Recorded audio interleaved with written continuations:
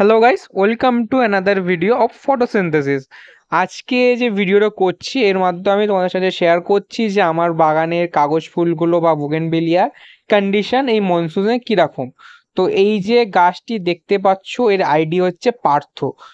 পার্থর সাথে আমরা সবাই কোনো না কোনোভাবে পরিচিত, কারণ এটি খুবই কমন এবং হার্ডি প্রজাতির গাছ। সহজে এই গাছটি মরে না আমাদের বাগানে। এবং যারা প্রথমবার বাগান বিলাসের জন্য যাচ্ছ তারা অবভিয়াসলি পার্থ কিনতে পারো। এতে যে ফুলটি হয় সে হচ্ছে পিঙ্ক কালারের একটি ফ্লাওয়ার, বাট প্রথম দিকে আমরা দেখতে পারি একটি পিচ কালারের শেড থাকে যখন নতুন কুড়িটা বেরোয়, এবং ফাইনালি কিছুদিন পর গিয়ে ওইটা কালারটা চেঞ্জ করে পিঙ্ক কালার হয়ে যায়। তো পার্থর এটা একটা ইউনিকনেস, যেটা কালার চেঞ্জ করে এইভাবে। মোরবলেস সারা বছরই এই প্যাটার্নটা আমরা দেখতে পারি যে প্রথমে পিচ তারপরে পিঙ্ক। তো তোমরা পার্থকে কনসিডার করতে পারো।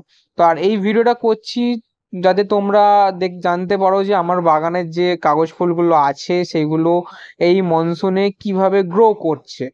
তোমাদের প্রত্যেকের একটা আইডিয়া হয়ে যাবে যে নর্মালি কাগজ ফুল বা বোগেনভিলিয়া বলো যে মনসুনে কীরকম থাকে, এবং আমার যখন সিজন চলে ধরো অক্টোবর থেকে মার্চ মাস পর্যন্ত, সেই টাইমে কীরকম থাকে। দুটোর মধ্যে আমি একটা কম্পারিজন করতে চাইছি, সেই জন্য এই ভিডিওটা করা, যাতে তোমরা ওই টাইমে গিয়ে বুঝতে পারো যে কতটা বোগেনভেলিয়া নিজের রূপটাকে পরিবর্তন করতে পারে।